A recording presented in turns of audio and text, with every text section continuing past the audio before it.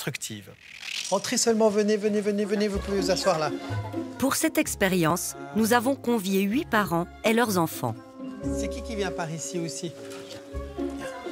Ah, t'as pris ton hélicoptère, toi? Bah, dis donc. C'est quelque chose. But de l'opération, un peu cruel, il faut bien le dire, induire chez ces enfants âgés entre 2 ans et demi et 3 ans de la culpabilité. Mais il est joli.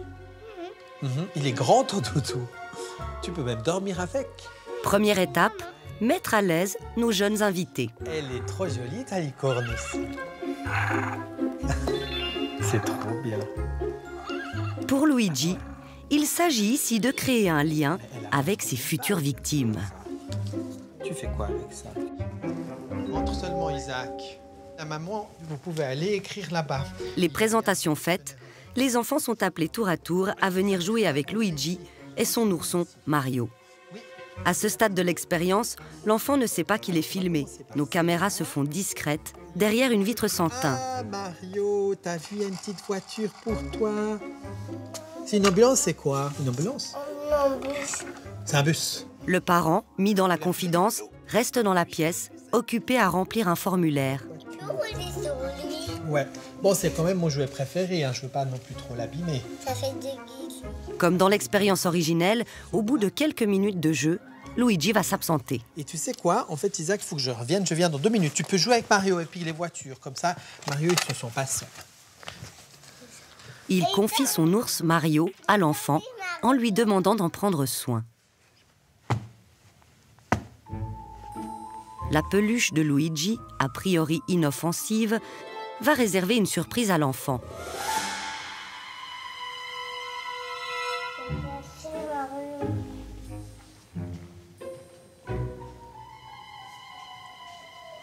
Oh, merci. C'est moi. Mais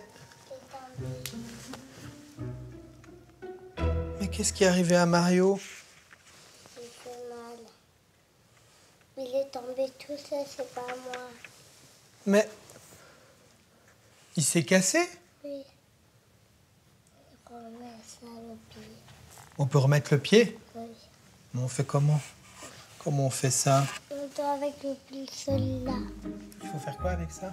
L'incident va provoquer chez l'enfant différentes réactions. Notre experte en émotions, Anne Terrel, les observe attentivement. Au retour de l'expérimentateur, il va spontanément se diriger vers lui et lui dire que l'objet est cassé, donc reconnaître un peu la faute et proposer une tentative de réparation de cet objet.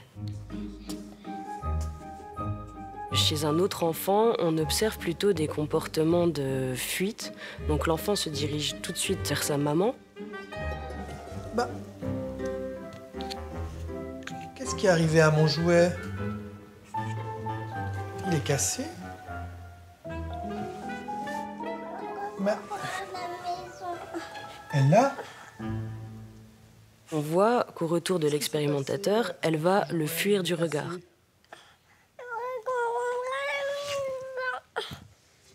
C'est des comportements que les chercheurs associent à la honte, puisque c'est des réactions comportementales qu'on observe également chez l'adulte en réponse à cette émotion de honte.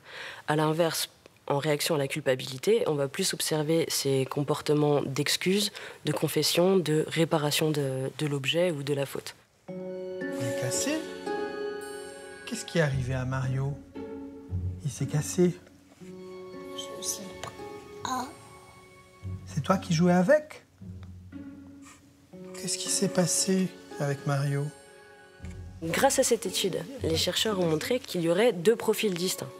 Les enfants de type honteux, qui auraient des comportements plus d'évitement, donc spontanés, ils vont éviter l'expérimentateur, se détourner de l'objet, et ces enfants ne vont pas chercher à se confesser ou à réparer leurs dégâts. À l'inverse, les enfants de type coupable, eux, n'évitent jamais l'expérimentateur du regard, ne se détournent pas de l'objet et vont manifester très rapidement des comportements d'excuse, de réparation ou vont confesser leur faute.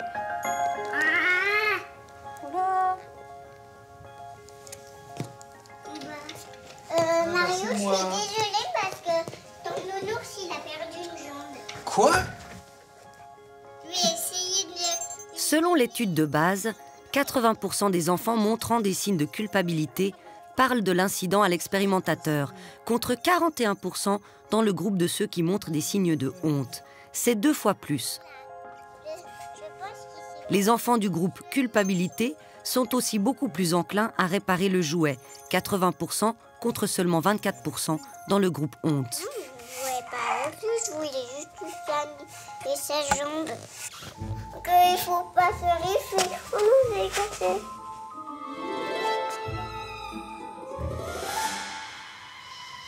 J'essaie de reviser son pied. Mais qu'est-ce qui s'est passé avec Mario? J'essaie de reviser son pied. Et Oh. en fait, il n'y a plus de pattes. Alors les enfants qui manifestent des réactions typiques de culpabilité, telles que les excuses, les réparations, les confessions, vont manifester plus de capacités d'empathie, plus de comportements prosociaux.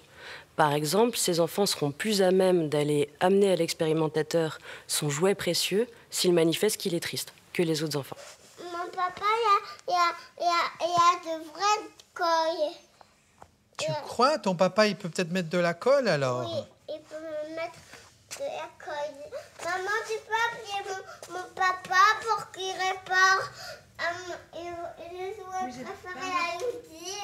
On voit chez cet enfant, tant que l'expérimentateur ne lui a pas dit que c'était pas sa faute, il va continuer de lui proposer une solution de réparation. Il veut recoller à tout prix cette jambe. Il propose même l'aide de son père qui a des outils pour recoller la jambe de l'ours. Et du coup, ces comportements d'excuses et d'avoir envie de réparer, de changer les choses ne disparaissent pas tant que l'adulte ne lui a pas dit que c'était pas sa faute. C'est moi qui répare? Je ne sais pas tout faire toute seule. Ah, tu sais pas tout faire toute seule, toi. Ah, mais en fait, il s'était déjà cassé la semaine dernière. Oui, oui. Et puis j'avais mis de la colle, mais ça n'a pas bien tenu, donc il faut que j'en remette un peu, j'avais oublié. Ah là là là là. Ah Mario, on va te remettre de la colle et puis tout ira très bien. D'accord?